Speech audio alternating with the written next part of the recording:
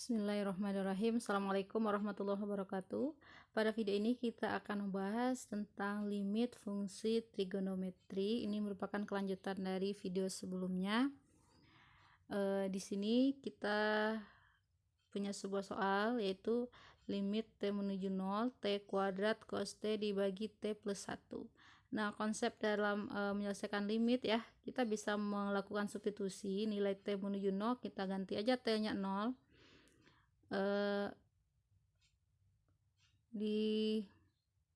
Bisa langsung ya, sebenarnya kita substitusi langsung atau kita gunakan aturan perkalian ya. Dalam teorema limit itu kan kita pisahkan atas masing-masing gitu.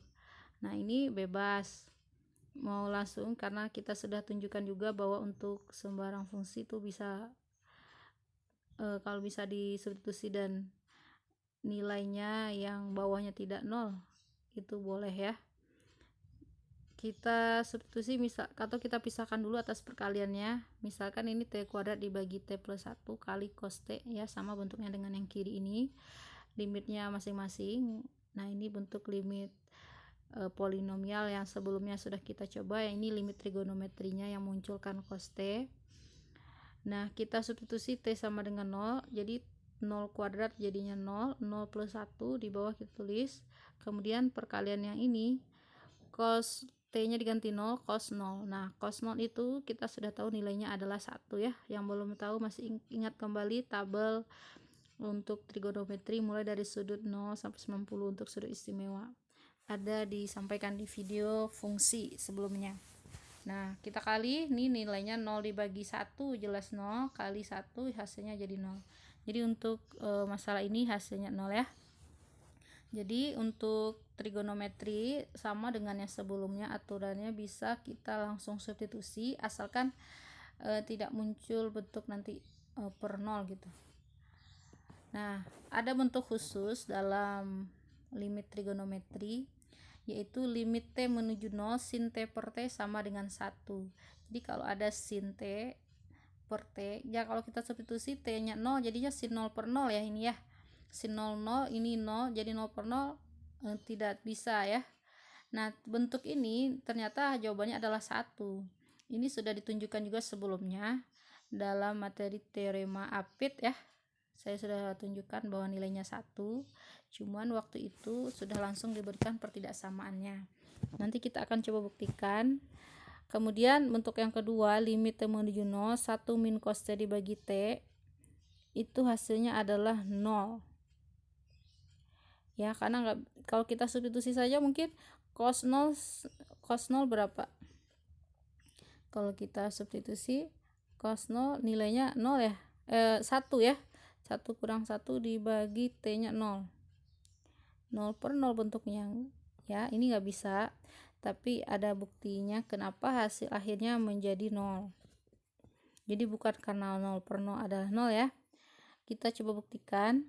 Nah, di sini kita akan buktikan bagian pertama, tapi kita harus ingat dulu apa yang harus kita lihat. Pertama, bentuk ini. Limit dari t menuju 0 cos t tadi sudah juga. Kita ganti t nya 0, jadi cos 0 adalah 1. Nah, ini udah bisa. Kemudian limit t menuju 0 sin t adalah 0. Kenapa? Karena kalau t nya diganti 0, sin 0 adalah nilainya 0 ya. Kemudian kita di sini akan mengambil t sudut dari min pi per 2 sampai pi per 2. Ingat, pi itu sama aja dengan 180 derajat. Jadi kalau dari pi per 2 berarti 90 ya. Ini berarti dari min 90 derajat sampai 90 sudutnya. Nah, kalau kita punya sebuah lingkaran berjari-jari 1, jadi lingkaran yang berwarna ungu ini lingkaran berjari-jari 1.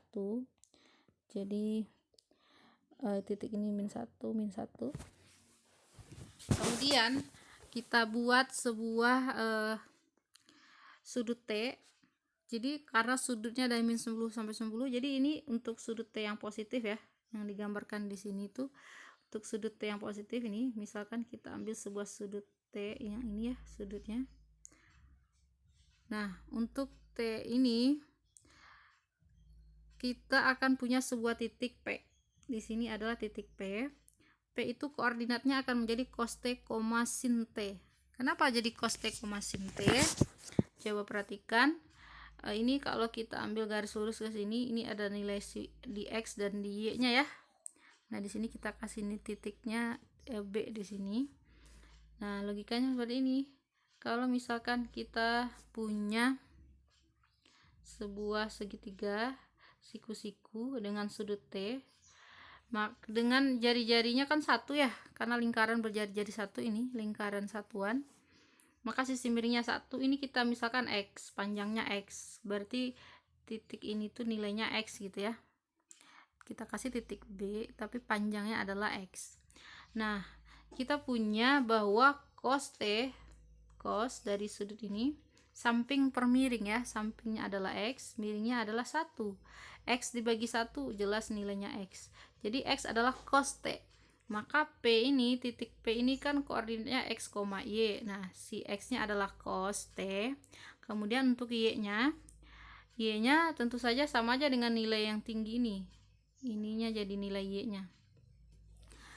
Oke, untuk mendapatkan sisi di depannya, maka kita misalkan ini sebagai Y, tentu saja Y itu diperoleh dari mengambil sin T. Sin dari sudut ini adalah depan per miring Y dibagi 1. Y dibagi 1 adalah Y, sehingga Y adalah sin T. Makanya koordinat dari titik P adalah X, Y. X nya cos T, Y nya sin T. Nah dari situ kita memperoleh titik P yaitu cos T, sin T. Nah perhatikan di sini kita mau membuat 3 buah daerah. Yang pertama itu yang mana? Sebuah juring OAP. OAP itu yang ini nih. Nah ini jadi juring ya, juring pada lingkaran. Kemudian ada segitiga OBP, segitiga siku-siku OBP, siku-siku di B ini ya. Kemudian yang ketiga ada lagi juring. Kalau yang OAP ini tadi jari-jarinya 1, tetapi sekarang kita juga punya juring yang lain yaitu OBC. Jadi ini juring, jari-jarinya adalah sama dengan OB. OB ini X itu adalah cos T, berarti jari-jarinya R nya sama dengan cos T. Nah sekarang kita akan menggunakan 3 daerah ini untuk menentukan, kita tujuannya nanti menentukan limit dari sin T per T ya. Nah apa yang akan kita pakai? Kita tahu bahwa luas juring OBC lebih kecil dari luas segitiga OBP dan lebih kecil dari luas juring OAP ya, berdasarkan gambar tadi itu. Kalau kita gambarkan lagi bentuknya, kira-kira tadi ada 3 daerah ya. OBC yang paling kecil, nah OBC yang ini, kemudian OBP yang lebih besar, kemudian juring ini juga memuat segitiga OBP, makanya hubungannya adalah yang OBC lebih kecil dari luas OBP, lebih kecil dari luas OAP. Nah ini dia ya, pertidaksamaan ini kita lihat dari gambar yang tadi. Kemudian kita akan mencari luas nih, luas segitiga ya.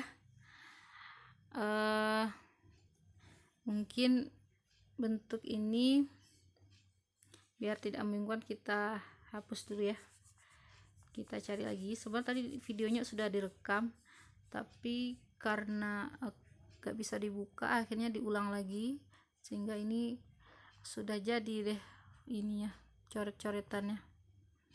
Nah untuk menentukan luas juring ini, kalian perhatikan dulu nih konsepnya.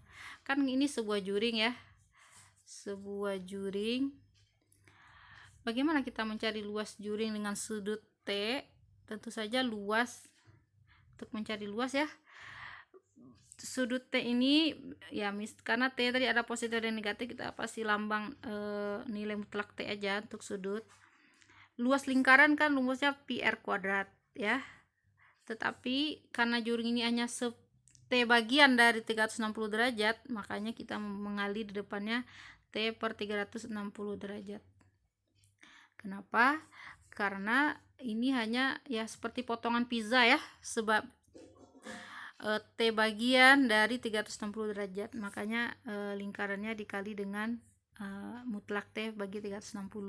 Nah kita tahu bahwa pi itu 180, makanya ini dicoret ya, yang ini coret pi nya dengan 360, sehingga ini sisa 2, di bawahnya jadi 2, sehingga kita bisa menulisnya menjadi setengah R kuadratnya kali nilai mutlak T. Nah, jadi rumus luas juring adalah setengah R kuadrat kali nilai mutlak T. Nah, sekarang kita kembali ke sini. Juring OBC, berarti kan setengah jari-jari kuadrat. OBC tadi jari-jarinya OB, ya. Jari-jari OB itu sama dengan X, yaitu cos T. Jadi jari-jarinya adalah cos T. Jadi panjang OB kan sama dengan cos T nilainya, ya. OB adalah cos T. Jadi untuk luas juring OBC, jari-jarinya R itu adalah cos T dikuadratkan dikali nilai mutlak T tadi, ya. Ini sudutnya. Kenapa kita pakai nilai mutlak? Karena sebenarnya gambar kita tadi ini sudut yang positif, karena kalau kita bikin sudut yang negatif, kan sudutnya dari min 90 sampai 90 derajat, kita bisa bikin sudut negatif T di sini nih, min T gitu, ya. Jadi secara umum kita akan menggunakan sudut mutlak T aja, untuk positif negatif berlaku sama. Kemudian kita tahu untuk nilai X nya udah jelas positif ke sini, tapi nilai Y nya, kalau ini kan sin T tadi nih, sin T nilainya, berarti kalau garisnya ke bawah nilainya jadi negatif, maka untuk sin nanti kita juga akan menggunakan tanda mutlak. Oke. Nah, untuk luas juring OBC sudah tahu, ya, setengah jari-jarinya adalah cos T, makanya R kuadratnya jadi cos T kuadrat dikali mutlak T. Luas OBP, coba luas segitiga apa? OBP, alas setengah, alas kali tinggi, ya, setengah. Alasnya adalah OB itu panjangnya cos T dikali tingginya. Nah, kita gunakan nilai mutlak yaitu sin T, karena nilai sin ini bisa positif bisa negatif tergantung sudut T nya tadi.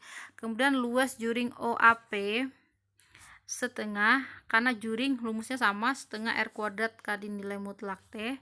Kebetulan OAP ini jari-jarinya adalah 1, ya.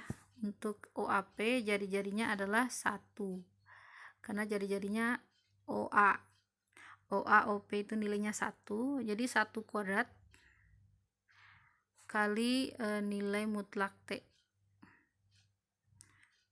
Nah, seperti itu. Nah, di sini kita menyederhanakan, jadi kita coret aja yang samanya. Sebenarnya kali 2, semua ruas kali 2, ini jadi hilang kali 2. Kemudian apalagi yang ada?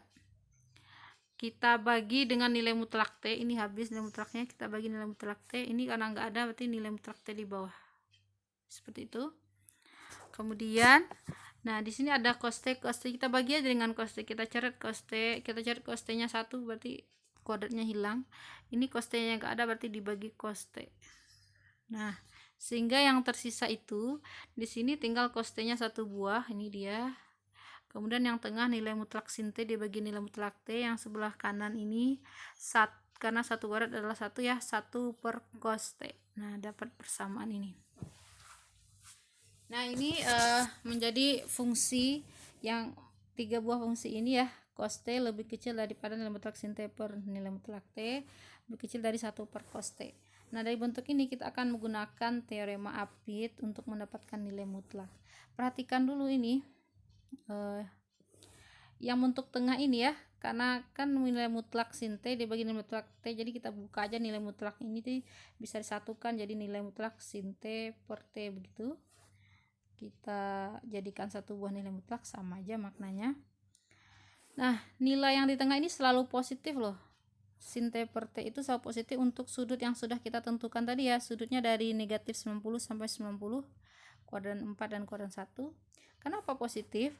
Karena untuk kuadran pertama, ya, yang dari 0 sampai 90, untuk T dari besar 0 kecil sama pi per 2. Jadi untuk nolnya tidak kita perhatikan, ya, karena kita akan mencari nilai limit nanti T menuju 0, jadi T tidak sama dengan 0, nggak penting di titik 0 itu punya nilai atau tidak. Nah, untuk yang sudut dari 0 sampai 90, nilai sin-nya kan positif, kemudian nilai T-nya positif juga ini, sehingga positif bagi positif kan positif. Nah, jadi nilainya positif. Untuk yang lebih kecil dari 0, T kecil 0 besar dari min pi per 2, berarti sudutnya kan negatif. Sin T untuk sudut negatif nilainya juga negatif. Ini nilainya, ini min pi per 2 ya. Ini nilai sin T-nya negatif, T-nya juga negatif. Sehingga negatif bagi negatif positif. Nah, jadi dijamin untuk sin T per T dengan sudut T-nya dari min pi per 2 sampai pi per 2 nilainya selalu positif.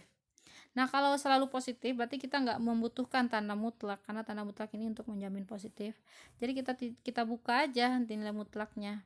Jadi kita peroleh bentuk cos T. Nah, ini nilai mutlaknya tengahnya hilang. Nah, kita akan menggunakan teorema Apit. Untuk yang bagian kiri cos T nilai limitnya berapa? Limit T menuju 0 cos T itu 1 ya. Kenapa 1? Karena masukkan aja T-nya 0, cos 0 adalah 1. Untuk yang sebelah kanan juga sama, kita ganti cos T-nya dengan T-nya 0, cos 0 adalah 1. 1 dibagi 1 ya 1.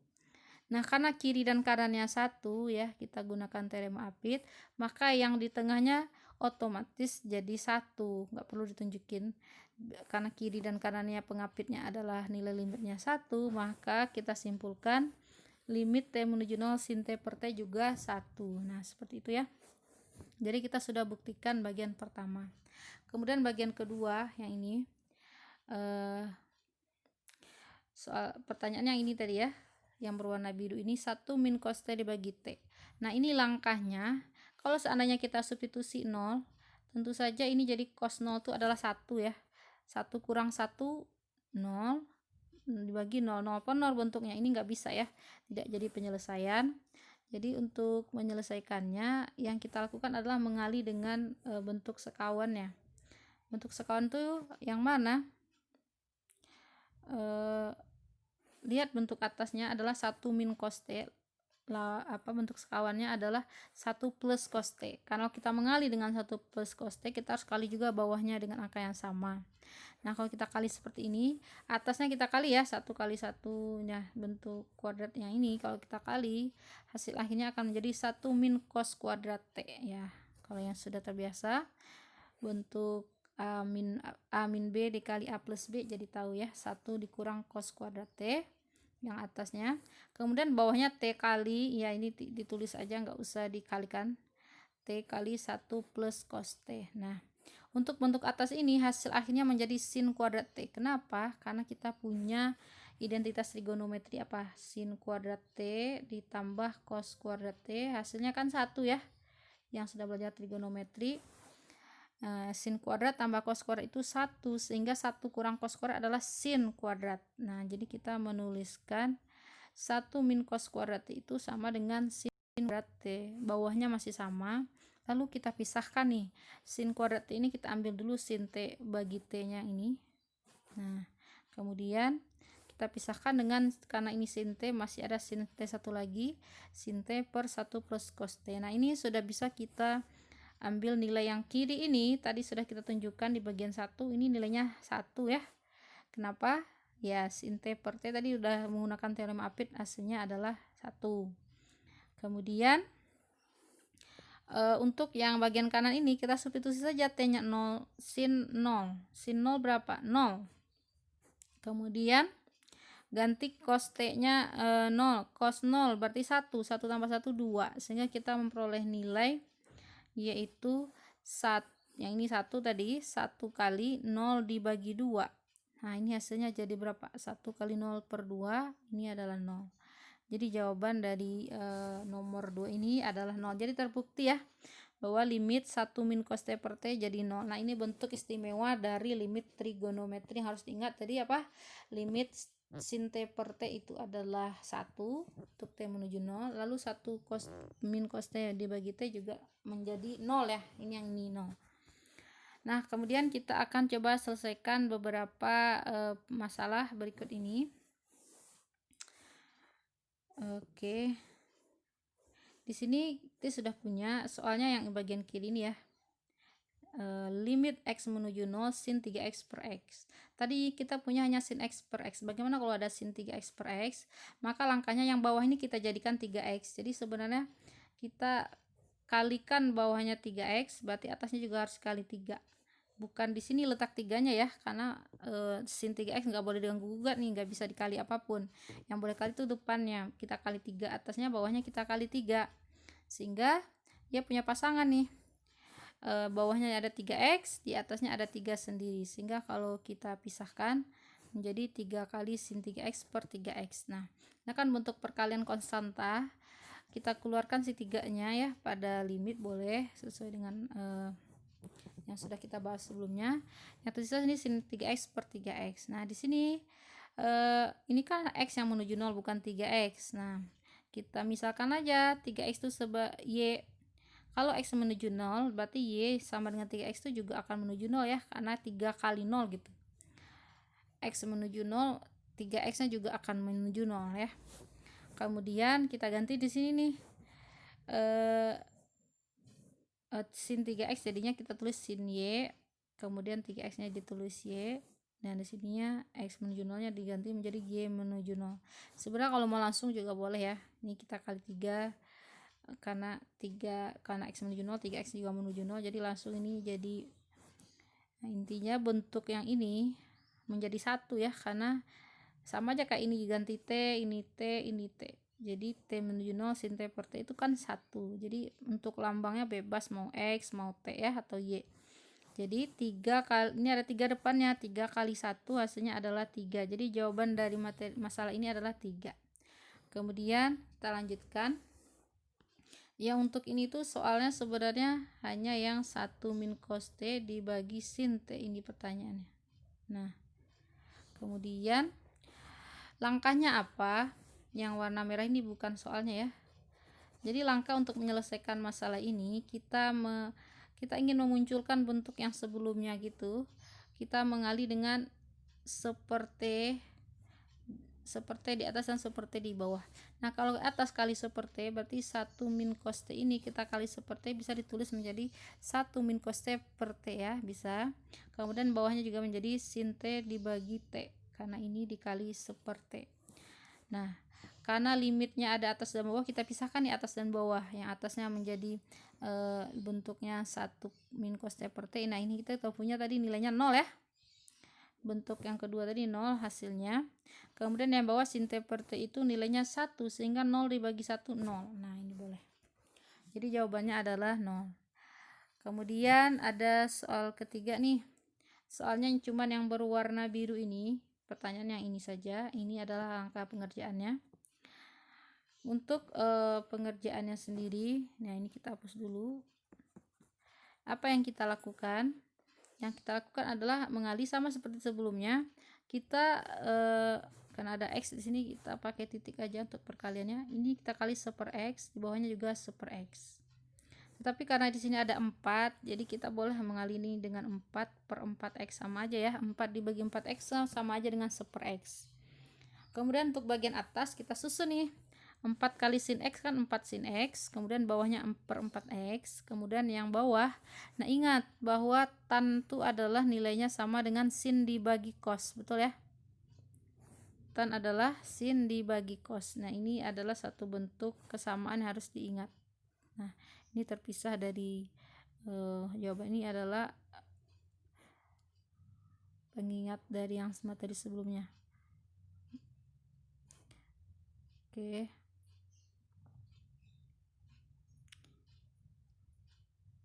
Jadi nilai tan x itu boleh ditulis menjadi sin x per cos x. Maka ini yang atas kita kali, yang bawah juga kita kali nih. Ubah tannya menjadi sin dibagi cos. Nah, ini bentuknya sin dibagi cos karena dikali 1 per x, jadi x-nya ada di bawah ya.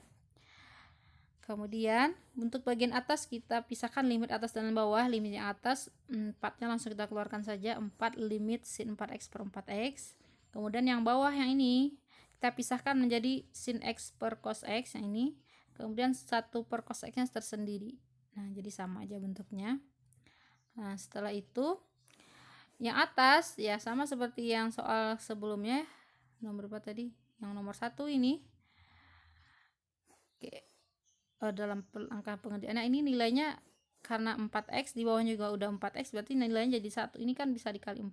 Nah, karena x menuju 0, 4x juga menuju 0, jadi nggak perlu kita menulis dalam y dulu. Kalau yang tadi kan kita tulis dalam bentuk y. Jadi untuk nilai yang atas ini 4 kali limit yang ini nilai 1, jadi 4 kali 1 4. Kemudian yang bawah ini nilainya 1. Ya, ini kalau x nya diganti 0, cos 0 adalah 1, 1 dibagi 1 juga 1, jadi 1 kali 1. Nah ini ditulis 1 kali 1 ya. 4 dibagi 1 kali 1, 4 dibagi 1 adalah 4. Nah seperti itu. Selanjutnya ini adalah problem 1.4. Kalian bisa coba ya, ada banyak soal yang bisa dikerjakan, dan ini dicoba beberapa.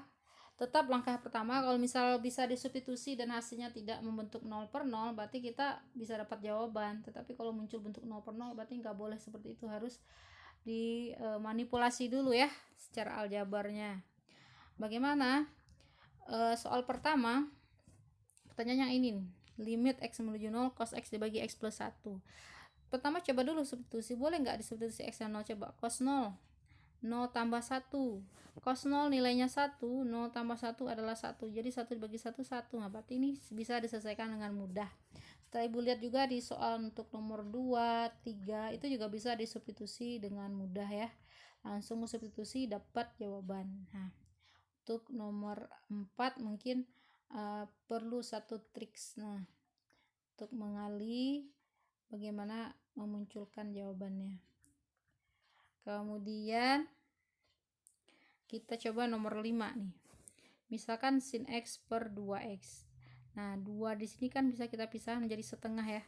Setengah kali sin x per x ya. 1 kali sin kan sin, 2 kali x 2x, sudah benar ya. Setengahnya ini sebagai konstanta kita keluarkan.